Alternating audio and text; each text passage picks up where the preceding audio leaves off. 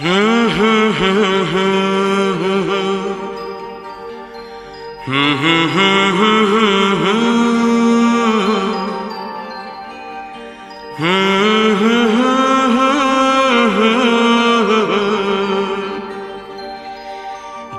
करे देखता रहूं।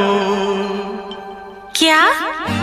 कितना प्यारा तुझे रब ने बनाया, कितना प्यारा तुझे रब ने बनाया। जी कर देखता रहूं, कितना सोना तुझे रब ने बनाया, कितना सोना तुझे रब ने बनाया। जी कर देखता रहूं।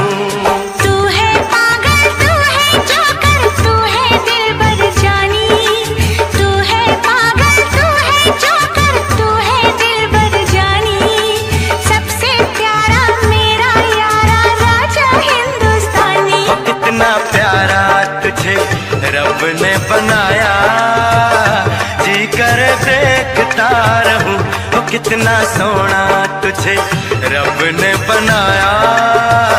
जी कर देखता रहूं।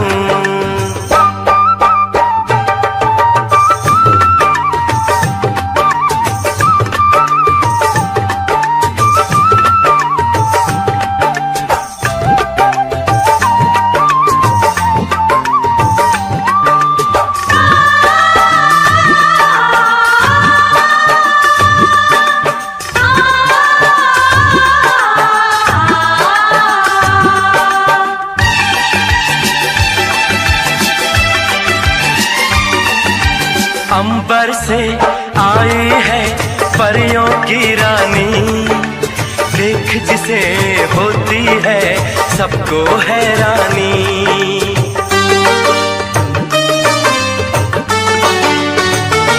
ओ अंबर से आई है परियों की रानी, देख जिसे होती है सबको हैरानी। सुंदर सा मुखड़ा है फूलों के जैसा, होगा ना दुनिया में कोई ऐसा। कितना सीधा, कितना सच्चा मेरा राजा, कितना अच्छा। मुझको तो अच्छी लगती है तेरी हर नादानी, मुझको तो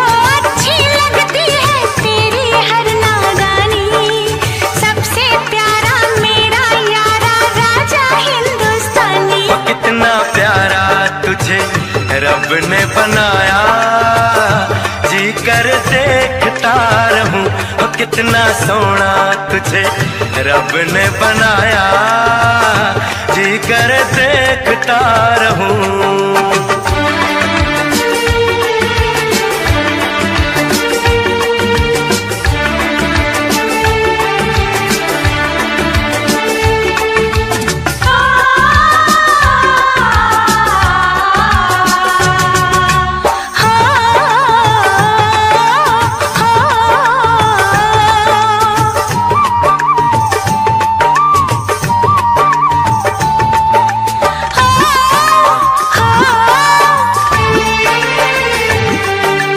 कोयल के जैसी है तेरी ये बोली, मूरत के जैसी है सूरत ये भोली।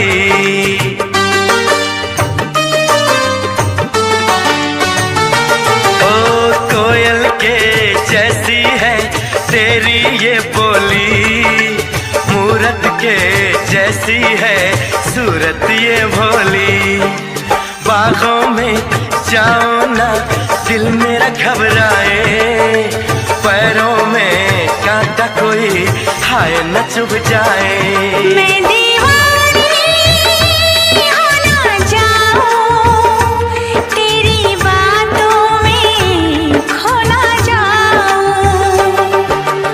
उड़ता बादल बहता पानी बोले रुत मस्तानी, उड़ता बादल बहता पानी बोले रुत मस्तानी। क्या? सबसे प्यारा मेरा यारा राजा हिंदुस्तानी। तुझे रब ने बनाया, कितना सोना तुझे रब ने बनाया, जी कर देखता रहूं। तू है पागल, तू है जोकर, तू है दिलबर जानी, सबसे प्यारा मेरा यारा राजा हिंदुस्तानी। कितना प्यारा तुझे रब ने बनाया, जी कर देखता रहूं।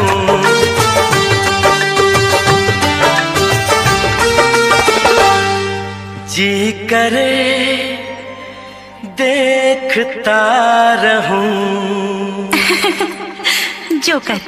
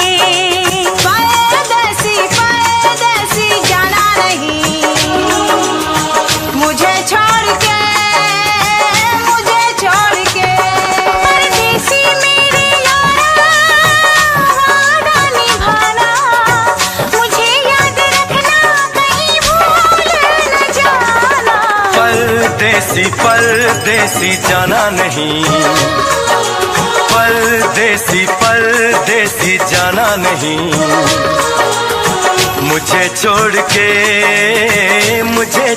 के परदेसी मेरे यारा, वादा निभाना तुम याद रखना, कहीं भूल न जाना। परदेसी परदेसी जाना नहीं,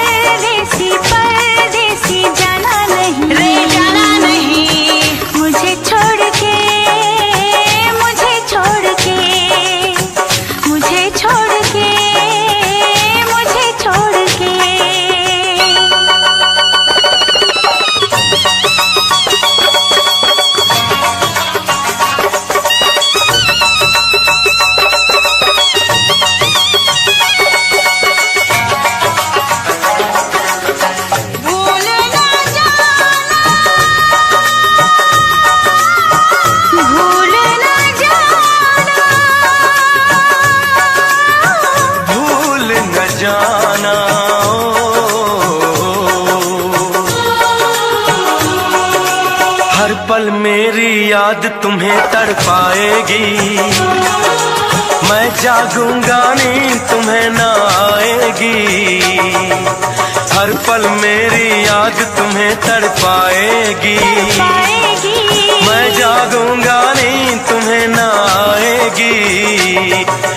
छोड़ के ऐसे हाल में जो तुम जाओगे, सच कहता हूँ जान बहुत पछताओगे। परदेसी मेरे यारा, मुझे ना रुलाना, तुम याद रखना कहीं भूल न जाना। परदेसी परदेसी जाना नहीं, परदेसी परदेसी जाना नहीं। मुझे छोड़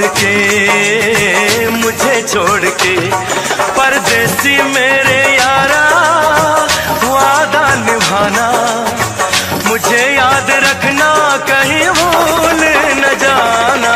परदेसी परदेसी जाना नहीं, मुझे छोड़ के बिस्मिल्लाहिर्रहमानिर्रहीम, बिस्मिल्लाहिर्रहमानिर्रहीम। मैं हूं डॉक्टर सलीमुल्लाह खान न्याज़ी मियां वाली। आप देख रहे हैं मेरा यूट्यूब चैनल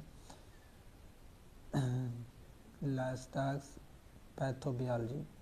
अगर आप लोग हमारे चैनल में नया हैं तो चैनल को सब्सक्राइब करिएगा, वीडियो को शेयर सब्सक्राइब लाइक ज़रूर करना है। आज का हमारा टॉपिक है ग्लैंडर और स्ट्रैंगल के अंदर फ़र्क। ग्लैंडर इंग्लिश के लफ्ज़ है, इसे उर्दू के अंदर बद किनार भी कहते हैं। ये घोड़ों की एक बहुत मौलिक मुतअद्दी मर्ज़ है। इंसान भी इस मौजी मर्ज़ में मुब्तला हो सकते हैं। मवेशियों को कुदरती तौर पर यह मर्ज़ नहीं होता। इसका सबब एक बैक्टीरिया है जिसे बेसिलस मेलाई कहते हैं, जो खुराक और पानी के साथ जानवर के अंदर जाकर मर्ज़ पैदा करता है। ये ज़बरदस्त छूतदार मर्ज़ है। जानवर खुरली पर इकट्ठे पानी पीने से छूत के ज़रिए मर्ज़ जो है वो मुब्तला होता है।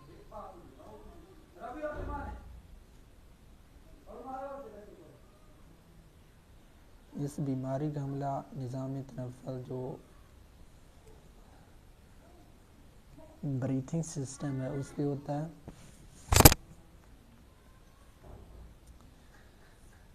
इस हालत को ग्लैंडर्स कहते हैं, और अगर ये हमला जिल्द पर हो तो उसे फारसी कहते हैं। ये बीमारी घोड़ों में क्रॉनिक, खच्चरों और गधों में एक्यूट फॉर्म में होती है।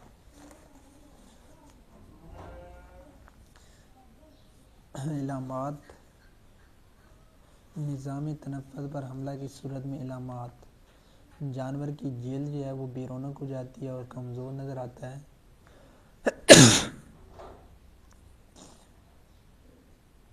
बुखार कभी आता है कभी उतर जाता है बेकायदा।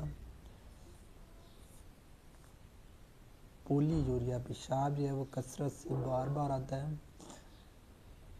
नाक के नथनों में चमकदार डिस्चार्ज जो है वो चिमटा हुआ नज़र आता है जो नीचे नहीं गिरता। नाक के अंदर अल्सर बन जाते हैं। सांस लेने में दुश्वारी होती है। खाना पीना बंद कर देता है। जिल्द पर हमले की सूरत में अमूमन पिछली टांगों पर जो है वो अंदर की तरफ जगह जगह फोड़े हो जाते हैं। फोड़ों के दरमियान पेंसिल की तरह मोटी नाली सूजी होती है। जब ये फोड़े या बड्स फटते हैं तो इससे तेल की तरह रतूबत निकलती है। इन फोड़ों से देर तक पीप या रतूबत निकलती रहती है। मैलीन टेस्ट इस मर्ज़ की तशख़ीस है। मैलीन एक दवाई का टीका है जिसका नतीजा सोजिश की शक्ल में तकरीबन 48 घंटे में नज़र आता है। रोकथाम: ग्लैंडर फारसी एक्ट के तहत इस मर्ज़ में मुब्तला घोड़ों को मरवा दिया जाता है।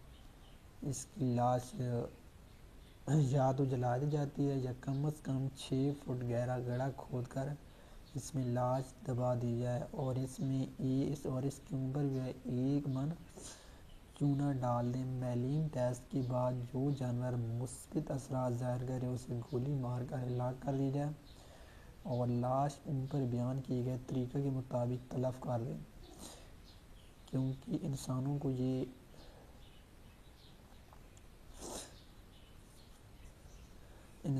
یہ بیماری لگ سکتی ہے۔ اس کے بعد آتا ہے سٹرینگل، خناق۔ یہ بھی گھوڑوں کی ایک متعدی اور چھوٹدار مرض ہے۔ یہ عموماً نوجوان گھوڑے میں وہ ہوتی ہے۔ یہ بیماری مریض جانوروں سے تندرست جانوروں میں پھیلتی ہے۔ یہ مرض ایک بیکٹیریا اسٹریپٹوکوکس ایکوائی کی وجہ سے ہوتی ہے۔ یہ جراثیم، خوراک اور پانی کی وجہ سے وہ پھیلتا ہے۔ مرض کی دو حالتیں ہیں: ریگولر سٹرینگل، جس میں گلے کے نیچے کا گلینڈ وہ متورم ہوتا ہے۔ دوسری حالت ارریگولر سٹرینگل، جس میں کوئی دوسرا لمف گلینڈ وہ متاثر ہو۔ اس کے بعد آتا ہے یہ مرض عام طور پر 6 ماہ سے 6 سال تک کے جانور میں ہوتا ہے۔ خچر اور گدھے بھی اس مرض میں مبتلا ہوتے ہیں۔ علامات: یہ بیماری گھوڑوں میں ہوتی ہے۔ خناق ارریگولر یا ریگولر۔ خناق کی وہ 2 طرح کی ٹائپس ہوتی ہیں علامات کو دیکھتے ہوئے: ریگولر سٹرینگل، ارریگولر سٹرینگل۔ ریگولر سٹرینگل کے اندر جانور کو بخار 106 ڈگری فارنہائٹ پہ ہوتا ہے۔ جانور کے بدن پر وہ کپ کپی طاری ہوتی ہے، کھانسی ہوتی ہے، سانس میں وہ دشواری پیش آتی ہے۔ ناک سے پہلے پتلا ڈسچارج نکلتا ہے جو بعد میں گاڑھا ہو جاتا ہے۔ ارریگولر سٹرینگل میں جانور سوزش کی وجہ سے کھا نہیں سکتا، سانس لینے میں تکلیف ہوتی ہے اور جانور گردن کو آگے کی طرف بڑھا کر کھڑا ہوتا ہے۔ اگر دونوں طرف کے گلینڈ متورم ہوں تو دونوں نتنوں سے ڈسچارج نکلتا ہے، اور اگر ایک گلینڈ متاثر ہو تو پھر ایک سے ڈسچارج نکلے گا۔ سٹرینگل اور گلینڈر میں یہ فرق ہے کہ سٹرینگل میں سب میگزیلری گلینڈ میں پھوڑا بنتا ہے، جبکہ گلینڈر میں پھوڑا نہیں بنتا، صرف گلینڈ سخت ہو جاتا ہے اور جبڑے سے چمٹ جاتا ہے۔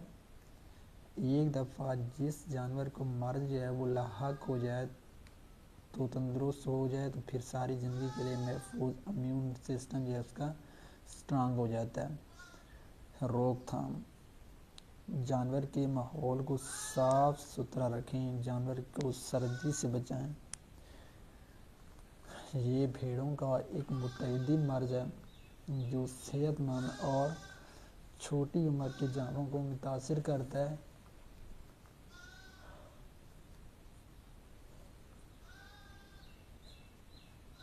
اور یہ مرض اچھی غذا کھانے والے میمنوں اور بھیڑوں کو وہ لاحق ہوتا ہے۔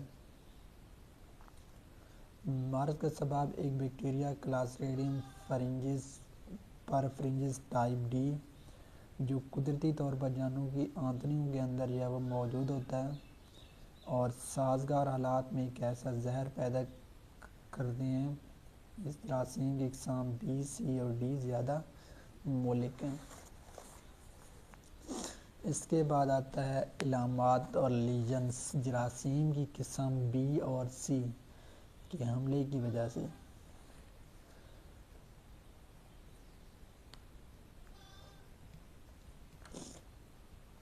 درجہ حرارت بڑھ جاتا ہے اور جانور کے جسم کی کمی ہو جاتی ہے، جانور کے جسم میں پانی کی کمی ہو جاتی ہے، کھانا پینا وہ چھوڑ دیتا ہے، گردے کو نقصان پہنچتا ہے، جانور پہ بے ہوشی طاری ہو جاتی ہے۔ جراثیم کی قسم سی کے حملے کی وجہ سے چھوٹے جانور دودھ پینا چھوڑ دیتے ہیں، درجہ حرارت 1 ڈگری کم ہو جاتا ہے، سب نارمل درجہ حرارت، پیٹ میں درد محسوس کرتا ہے، جانور بے ہوش نہیں ہو جاتا۔ جراثیم کی قسم ڈی کے حملے سے اس بیماری کو پلپی کڈنی ڈیزیز کہتے ہیں، جانور بے چینی محسوس کرتا ہے، سر کو مسلسل جنبش دیتا ہے، حرکت لیتا ہے اور گردن اکڑ جاتی ہے۔ فربا اور صحت مند جانور اچانک مر جاتا ہے، خون اور پیشاب میں شکر زیادہ ہو جاتی ہے، بعد اس کے مرگ ملازم میں گردے نرم ہوتے ہیں، آنتڑیوں میں خونی سوزش ہوتی ہے، دل اور پیٹ کے پٹھوں پر خون کے نشان آ جاتے ہیں۔ ہیمریج: علاج اور روک تھام: جانور کو ایک حاملہ بھیڑوں کو اس بیماری کے خلاف ویکسین کے حفاظتی ٹیکہ بچہ دینے سے 1 ماہ قبل لگائیں۔ اس سے بچے کے اندر قوت مدافعت پیدا ہوتی ہے۔ جانور کو 1 سال کی عمر میں ٹیکہ لگائیں، پھر بچہ جننے سے 1 ماہ قبل اور پھر سال کے بعد حفاظتی ٹیکہ ضرور لگوائیں۔ اس کے بعد آتا ہے جن بھیڑوں کو ٹیکہ نہ لگایا گیا ہو ان بچوں کو اینٹی ٹاکسن سیرم جو ہے وہ لگائیں۔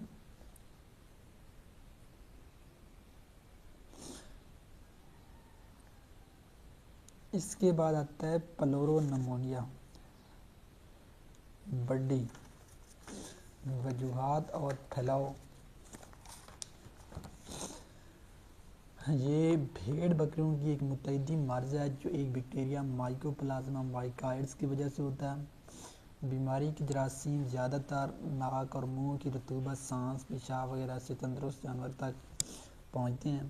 یہ جراثیم مستقل طور پر پھیپھڑوں میں محفوظ ہو جاتے ہیں اور شدت کی سردی اور غیر متوازن خوراک قوت مدافعت کو کمزور کرتی ہیں، جس سے اس بیماری کا حملہ ہو جاتا ہے اور فلاک کے دوسرے جانور بھی بیماری کا شکار ہو جاتے ہیں۔ یہ جراثیم ماحول کی سختی کو برداشت نہیں کر سکتا، اگر فوراً جانور کے جسم میں داخل ہو جائے تو بیماری کا سبب بنتا ہے۔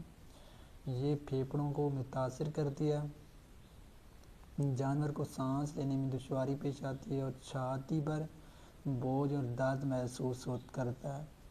ناک سے رطوبت خارج ہوتی ہے اور جانور کو کھانسی ہوتی ہے۔ جانور کو بخار ہو جاتا ہے 106 ڈگری فارنہائٹ، جسم کو کمان کی طرح بنا لیتا ہے، سر اور ٹانگیں آگے کر لیتا ہے۔ لیبارٹری کی تشخیص سے ممکن ہے۔ روک تھام کنٹرول۔ بھیڑ بکریوں کو بیماری کے خلاف حفاظتی ٹیکہ لگوائیں۔ اگر ویکسین کسی لیبارٹری سے دستیاب نہ ہو تو موقع پر بھی ویکسین تیار کر کے علاقہ میں لگائی جا سکتی ہے۔ اس طریقہ کار کو آٹو ویکسینیشن کہتے ہیں، مگر ویکسین کسی ماہر ڈاکٹر کی نگرانی میں تیار ہو۔ یہ بیمار جانور کے پھیپھڑوں سے تیار کی جاتی ہے۔ وائرس سے پیدا ہونے والے امراض۔ FMD موخر مویشیوں اور بھیڑ بکریوں کا ایک متعدی مرض ہے جس کا سبب ایفت وائرس ہے۔ اس وائرس کی مختلف 7 قسمیں ہیں جس میں AOC H1 ہمارے ملک میں پائے جاتے ہیں۔ اگرچہ اس مرض سے اموات زیادہ نہیں ہوتی، مگر چونکہ جانور چلنے پھرنے اور کھانے پینے سے عاری ہو جاتا ہے جس سے پیداواری صلاحیت متاثر ہو جاتی ہے۔ بیمار جانور کے منہ سے گرنے والی رال، اس کی گوبر، پیشاب وغیرہ میں جراثیم ہوتے ہیں جو ہوا، خوراک اور پانی کے ذریعے بیماری جو ہے وہ پھیلاتے ہیں۔ اس کے بعد آتا ہے علامات اور لیجنز۔ جانور کا درجہ حرارت 104 ڈگری فارنہائٹ سے 106 ڈگری فارنہائٹ تک ہو جاتا ہے، مگر چند روز بعد بخار بھی ہے وہ خود بخود اتر جاتا ہے۔ اس کے بعد آتا ہے ابتدا کے اندر شروع کے اندر زبان اور مسوڑوں پر جو ہے وہ چھالے بنتے ہیں جو بڑھ کر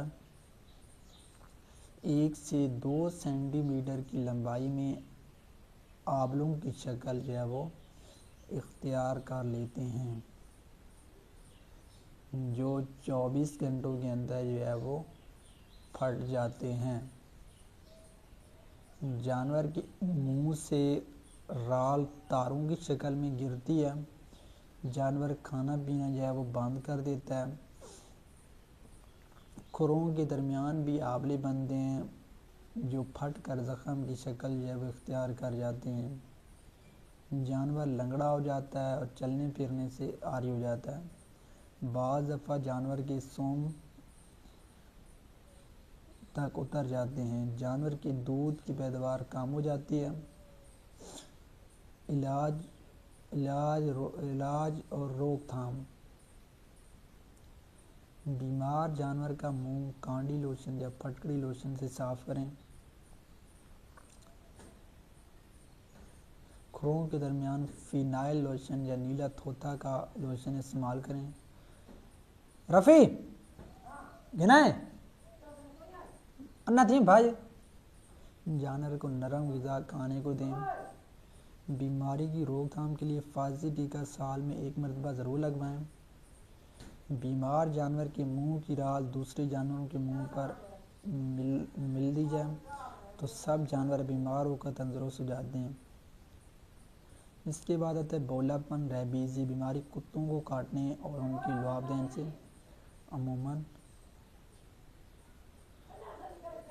عموماً جانوروں اور انسانوں کو وہ لاحق ہو جاتی ہے۔ یہ مولک مرض ایک وائرس کی وجہ سے ہوتا ہے۔ یہ وائرس زخم کے راستے آنسوؤں اور نسوں کے ذریعے دماغ تک پہنچ جاتا ہے۔ دماغ پر اس بیماری کا اثر شدید ہوتا ہے۔ زخم جتنا دماغ کے قریب ہوگا مرض اتنا ہی جلدی حملہ کرے گا۔ دماغ میں پہنچ کر وائرس کی تعداد بڑھنے سے نیکریز باڈیز بنتی ہیں جو دماغ کی خلیات پر دباؤ ڈالتی ہیں۔ یہ اس بیماری کی یقینی تشخیص ہے۔